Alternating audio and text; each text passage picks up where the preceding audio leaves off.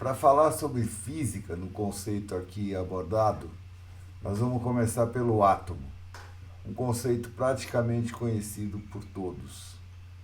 O termo veio do grego átomos, o que não pode ser cortado ou dividido. Foi imaginado pelo filósofo grego Demócritos, por volta do ano 400 a.C.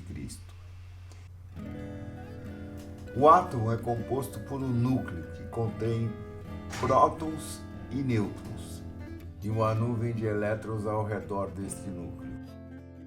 Esse modelo simples começou com Rutherford.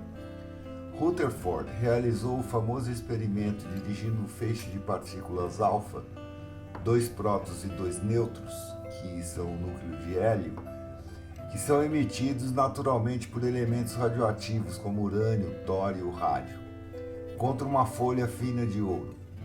Observou que poucas partículas se desviavam, enquanto que a grande maioria passavam direto por essa folha de ouro, concluindo que as que se desviavam colidiam com os núcleos atômicos do ouro. Esse modelo foi refinado por Niels Bohr em 1913, introduzindo a ideia de que os elétrons se moviam em orbitais ao redor do núcleo, e também que os elétrons podem apenas tomar uma série de valores discretos de energia, ao invés de valores contínuos, o que é chamado de quantização. Esse conceito de quantização foi introduzido por Max Planck em 1900, que postulou que a frequência de oscilador em um corpo negro variava em múltiplos de uma pequena quantidade discreta, chamada quantum. Em 1905, Einstein adaptou o postulado de Planck para a energia dos fótons, mostrando que a quantização não era restrita à frequência de osciladores. Assim, os elétrons, para mudar para um orbital de maior energia, absorvem um quantum de energia fornecido por um fóton. Ou quando o elétron muda para um orbital de menor energia, ele emite um fóton, ou um quantum. Em 1924, Louis de Broglie introduziu a hipótese da dualidade onda-partícula, que mostrava que uma onda eletromagnética, como a luz, podia também comportar-se como partículas, chamadas de fótons. Isso também vale para os elétrons e muitas outras partículas, átomos e até moléculas. Louis de Broglie observou que os elétrons, quando forçados a interagir com a matéria, como por exemplo por algum processo físico, ou atingindo um detector, o elétron se apresenta como partícula. Mas quando os elétrons movem-se por si mesmos, por exemplo, passando por um cristal ou no vácuo, eles sempre se propagam como ondas.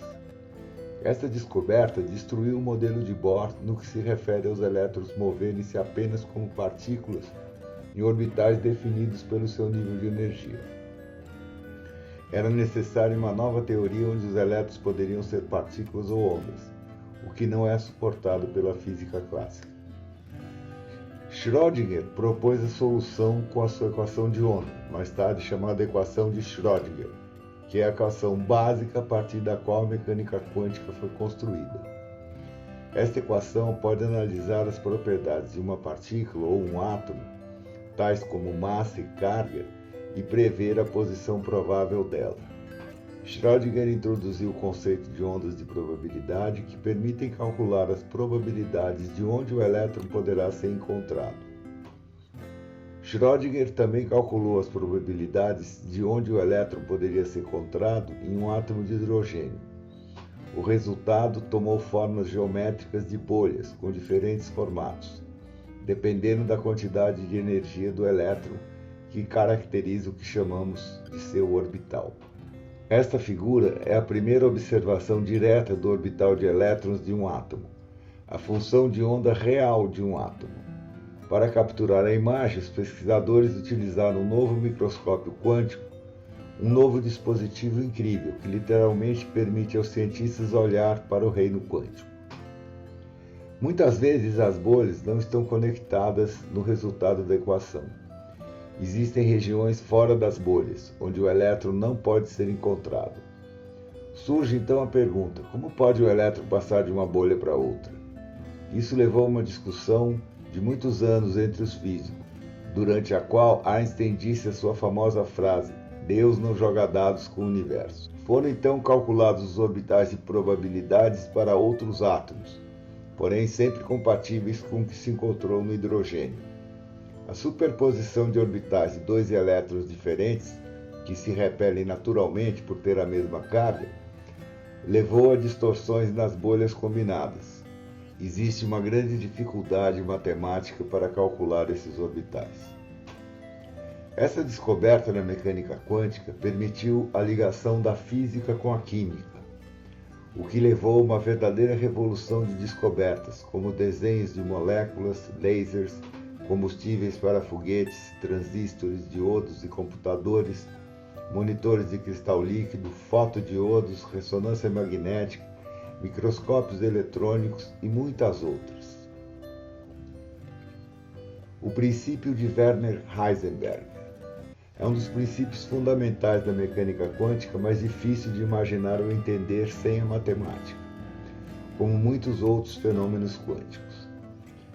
Digamos que há uma variedade de desigualdades matemáticas que afirmam um limite fundamental para a precisão com que certos pares de propriedades físicas de uma partícula, conhecidas como variáveis complementares ou conjugadas, como posição e momento, podem ser conhecidas. Praticamente, não podem ser medidas simultaneamente com precisão. Outra característica dos elétrons é o chamado spin, ou momento angular. Os elétrons apresentam campos magnéticos com distribuição simétrica, ou seja, metade são norte e metade são sul quando medidos. Apesar disso, e do nome spin, que significa girar, os elétrons não giram em torno de pequenos eixos sobre si mesmos, como a Terra faz dia a dia. Os elétrons apresentam essa característica que é muito importante. Temos muitas evidências de que tal propriedade existe, e as previsões que você pode fazer com ela, ou seja, toda a estrutura da tabela periódica, bem como as correções para as energias de ionização e assim por diante, são evidências esmagadoras. A partir daí, a mecânica quântica foi utilizada no estudo dos átomos e das partículas subatômicas, com contribuições de Heisenberg, Max Born, Erwin Schrödinger, Paul Dirac, Wolfgang Pauli e outros. Atualmente, o modelo quântico ou de onda do átomo é de um núcleo, uma grande nuvem de elétrons, cuja posição é uma probabilidade baseada na sua quantidade de energia.